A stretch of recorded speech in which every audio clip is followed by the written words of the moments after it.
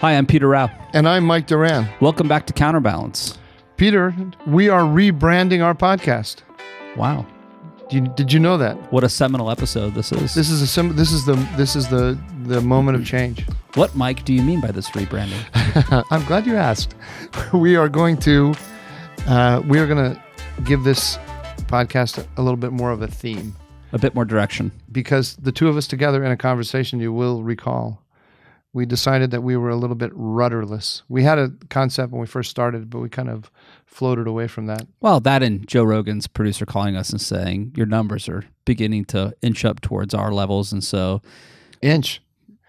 They were not inching, they were flying. They were coming in like gangbusters. Right. So what did Joe Rogan's producer say to us? He said, you need a rudder to break your flow.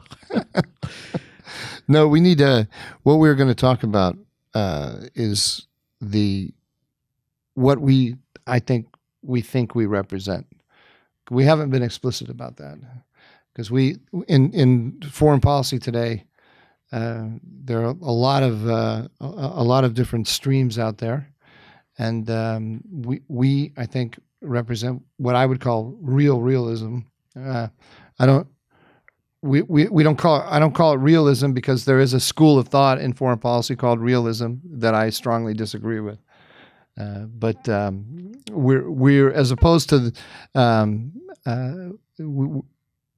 the realists, you and I represent, I think, a view of foreign policy that's based on the national interest and interest over everything else, and the contest between states. And we'll still have interesting guests from time to time to work through that with us and to talk about the world as it stands and as we see it and as they see it. But this gives us more of an edge, more of a point of view as we track current events and talk about them with our audience. So we're looking forward to it. Yeah, I think it's just kind of coming out but also investigating. I mean, at a certain point, it was around about the time that Trump got the nomination, because I was anti-Trump. I didn't. I recognized what Trump was. And this is in 2015, 16, not this cycle. Yeah, 2015, 2016. As he was gaining popularity, I realized he was tapping into something in the country, and I didn't think that what he was tapping into was what the media was depicting it as. And I was surprised by how many people here in Washington had, I think, no sense of that thing. Let's just call it Jacksonianism. I realize I grew up in a Jacksonian household, and so it's very familiar to me, and not particularly threatening, or not alien, not threatening, and none of the other things that I'm talking about in foreign policy terms, right? None of the other things that it was depicted as. And I was surprised how many of my colleagues here in Washington had no familiarity with it. I also think there's a gap between, if I may call it, the Hudson point of view, which is a rather sweeping statement because there are lots of different colleagues and strains of thought at Hudson, but in general, the Hudson sensibility and that which I would describe as almost like the composite sketch of a foreign policy professional in Washington. And maybe just to go down that road a bit, when I think of foreign policy professionals in D.C., I'm immediately taken back, not to 2015, 2016, but a continuing ed class I was forced to take when I started at the U.S. Agency for International Development in 2007. And I remember the woman leading this workshop. Sorry, can I interrupt you for a second? Why were you forced to take a continuing ed class? Because, well, maybe it wasn't continuing ed, but it was a credentialing class of some sort on that human resources essentially required so that you could flow into and work as a regular employee at AID. So you had to take some sort of class, and the instructor, or maybe it was voluntary, but I don't think so. What was the topic of the class? I don't remember. I just remember the instructor at one point asking, "Why is it that we engage in this style of work?" And after a long pause, and she said, "Because we want to make the world a better place." That's it. And that I do think that sort of noble enthusiasm in a way, but that really desire to make the world a better place is what motivates a lot of people to get into foreign policy. It certainly is what motivated a lot of my classmates in graduate school that then transition into the agencies, the departments. And then I think over time, they sometimes grow a bit cynical about the process, and the bureaucracy and the gripes begin. But in a way that I think Friedman and Hayek would recognize, it isn't greed in the pecuniary sense, but there's a desire for prestige. There's a desire for recognition that begins to drive them to kind of continue this composite sketch as a motivation. And because the federal workforce in particular is sort of bounded, so is the NGO world, and pay raises are kind of regular and incremental. It's status that matters a lot, right? It's the currency of recognition and power in Washington. So that all takes place, and then you add into that the sprinkle or mix, I think, of those who are interested in foreign policy oftentimes recognize the world more than they recognize their home country, and so they go native in a way. They really love everything that is foreign, and they want to live in foreign places, and they want to study it, and they can even be a little bit haughty and dismissive about their own people. They are not Jacksonians, as you described it, and all of that. Including the acculturation of in a bureaucracy where you learn about process and you learn about techniques of foreign policy. And there is a parenthetical digression. There's a head of a think tank in Washington who I remember during the Trump years was not pleased with Trump, but he was rather, I think, dignified in his way of putting things, and he would refrain from criticism. But when Trump pulled out of the communique after the G7 in Canada, that was a step too far. This is a former State Department man. It's like, how can you unsign a communique? That was was that the famous picture where he sat at the table and he had all the and then on the flight G7 out, leaders around on the flight out, he pressed detonate on the C4 and off went the communique.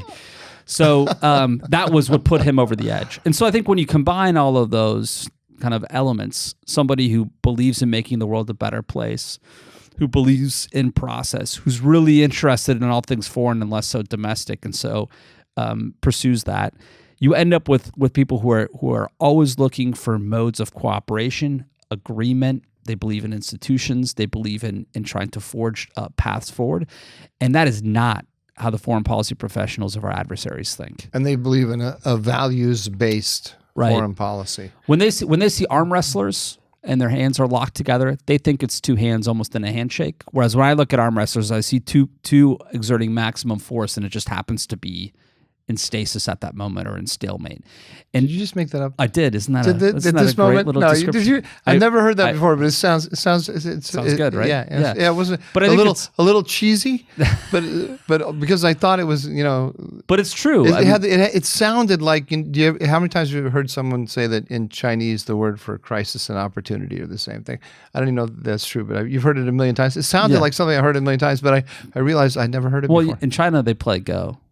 and do you know Iranians invented chess? They did. These are very deep thoughts.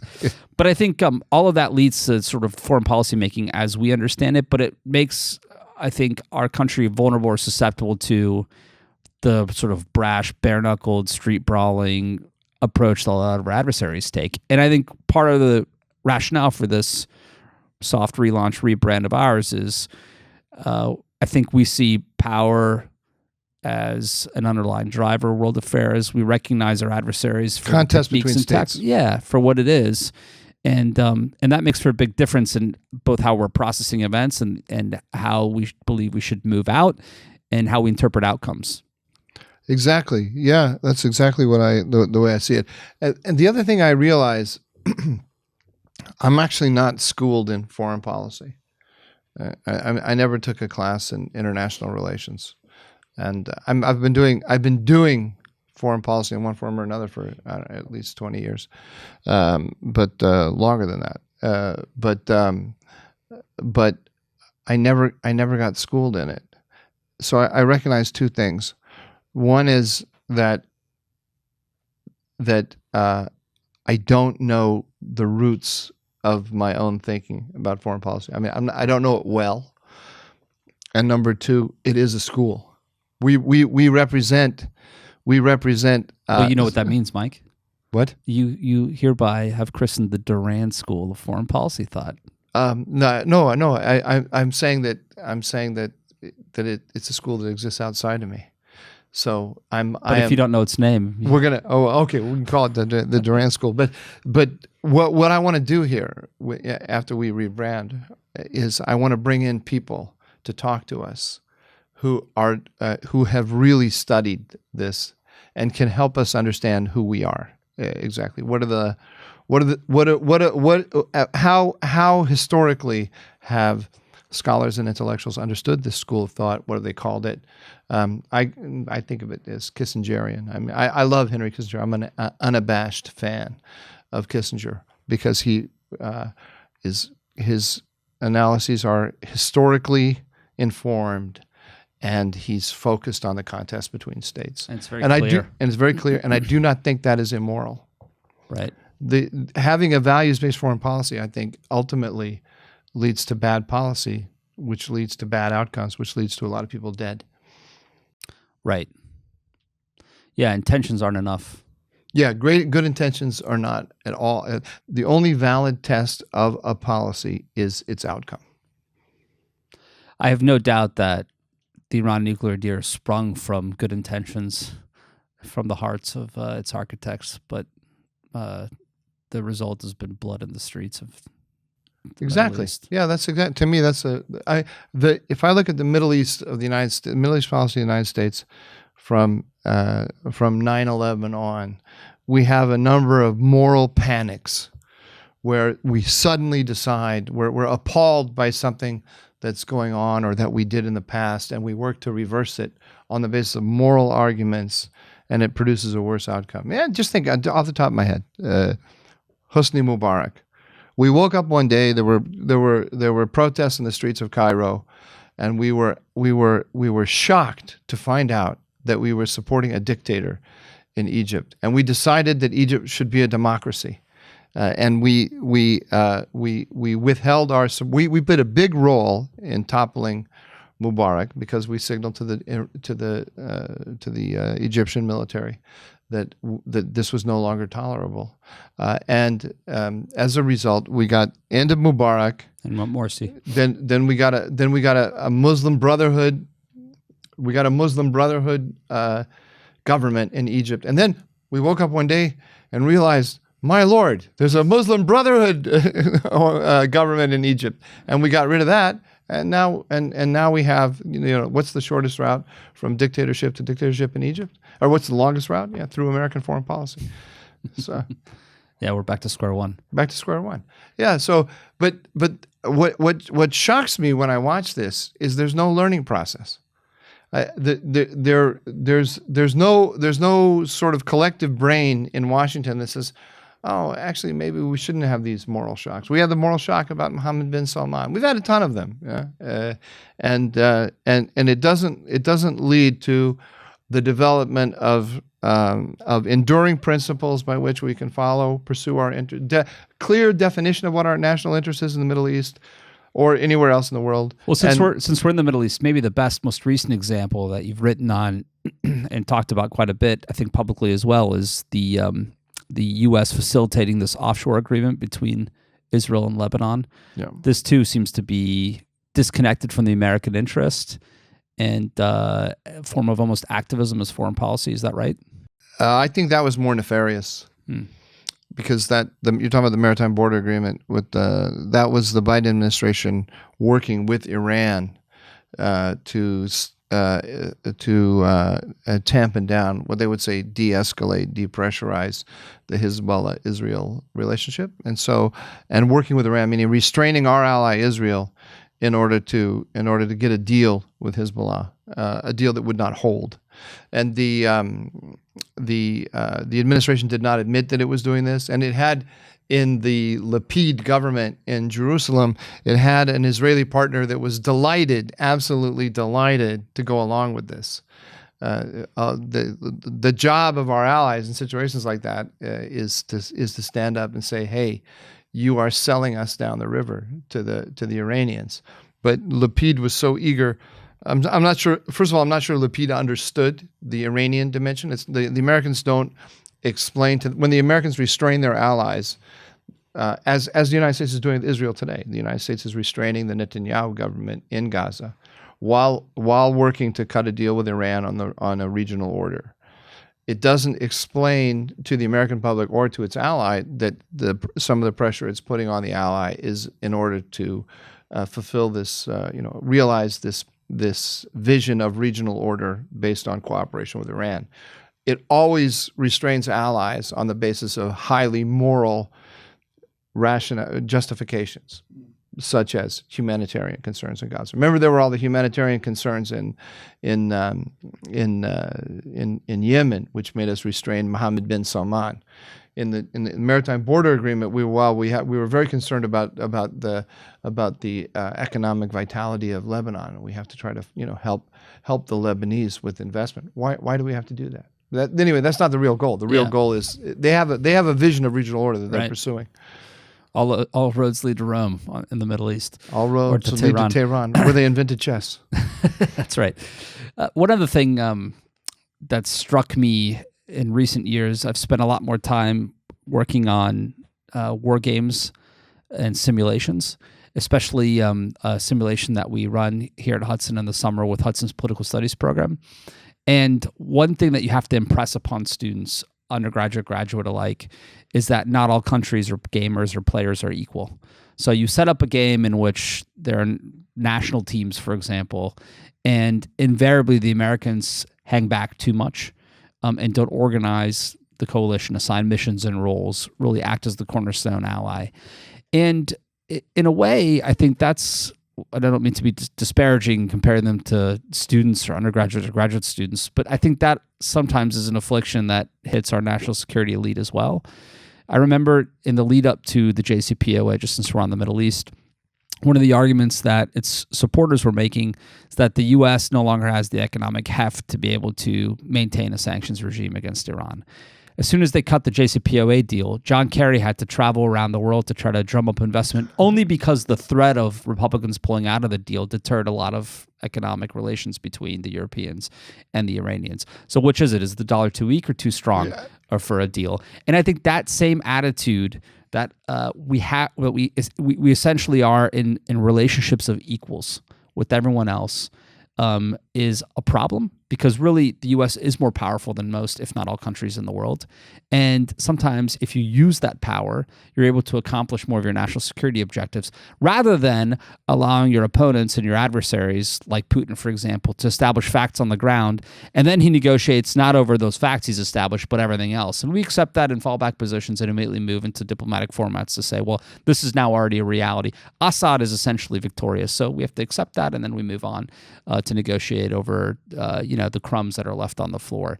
It doesn't strike me as a very confident attitude, without being Pollyannish or suggesting it's 1995 and it's the unipolar moment anymore. But an appreciation of power is something that's missing. Yeah, we run the world, and sometimes we talk like that, and we recognize that we do, and other times we don't. But we don't want to. I think deep in our culture, we don't want to be arrogant and assume that we should lead the world, but we actually do. I've told you this before. When I worked in the White House, I was working on a paper for President Bush, and I called up my counterpart at number 10 Downing Street to talk to him about what Tony Blair thought about the subject I was writing the paper about. And he said to me, his name was Nick, and Nick said, "Oh, I'm so glad you called me. I was just talking to the Prime Minister about that issue 5 minutes ago." And I said, "I'm very jealous of you." And he said, "Why?" And I said, "Well, for one, I had great admiration for Tony Blair. I just thought he was enormously talented, and so I like to have that kind of ability to just walk in his office and talk to him. But secondly, I wasn't really sure that Bush knew my name, because you're one of many in the White House, and I was a more junior staffer. And and he said, "Well, Nick said to me, I'm very jealous of you."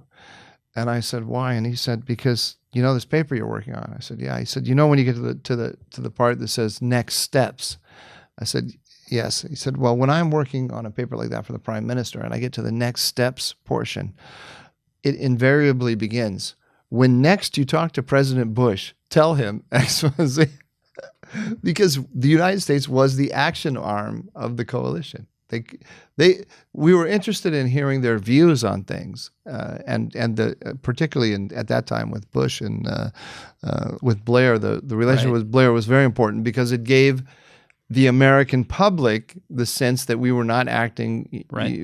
We were acting. It was a major attack line by John Kerry in the 2004 campaign. Yeah, it was unilateralism, that we're actually working with our allies. That's part of what you were saying with the JCPOA, is that the justification they gave for the JCPOA was that the sanctions regime is going to collapse because we can't hold it all together because the allies are all going to revolt. They were not going to, but that was this desire to present our policy as a multilateral policy and responsive to the opinion of our allies and so on. No, it's not a bad thing to keep in mind, but in the end, we are the action arm.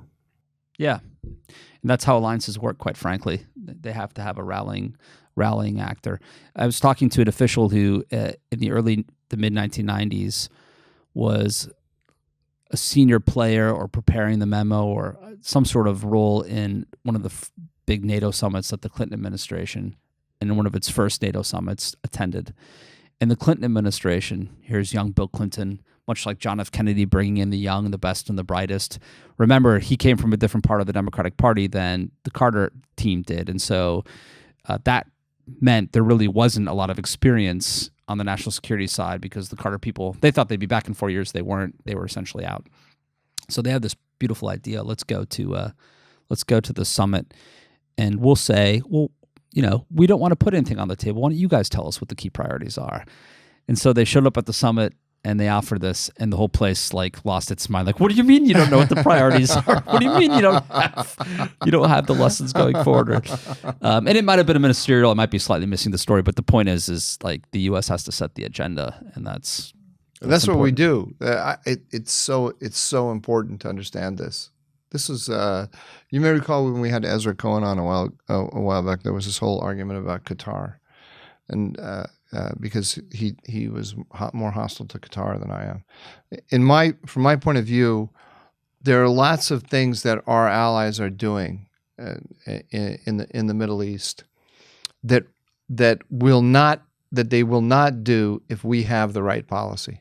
So we set the baseline. We set policy X, and then our allies all adjust according to what we do. The French on the Middle East will always be X minus one, or on the French on I'm making this up right now, but on Lebanon will be X minus two, but on Iran they'll be X minus one always. Yeah, it's like the Germans. I have a good friend who's a very senior observer of German politics and journalist, and he described Chancellor Scholz as an undersecretary of state to me at one point in the U.S. system because, they shelter in the American security order, and all of this criticism of the Germans that they're not willing to move out in certain areas before the Americans are, when they're facing near their border a hostile nuclear power at war with a neighboring country, strikes me as a little bit overdone. I mean, they are relying on the American nuclear umbrella.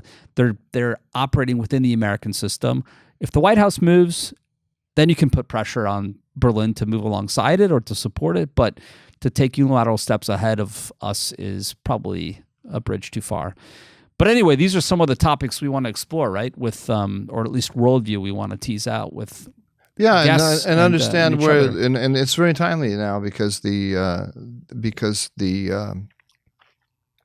rise of the restraintists on the left and on the right means that the foreign policy thinking is becoming a free-for-all. Right. So let's try to, and my view of what we're trying to do, I don't know if it's yours, is to try to put some intellectual meat on this school of thought that we represent, even though it doesn't have a good name, Real-Realism. What are you going to call our school of thought? I don't know. Good question. Maybe that's my homework assignment for our next episode. You can call it Rough and Tumble. Yeah, I like that. Enjoy our therapy session as we learn about ourselves. All right, with that, thanks everyone. See you soon. Who am I? What am I? Who am I? Does God love me?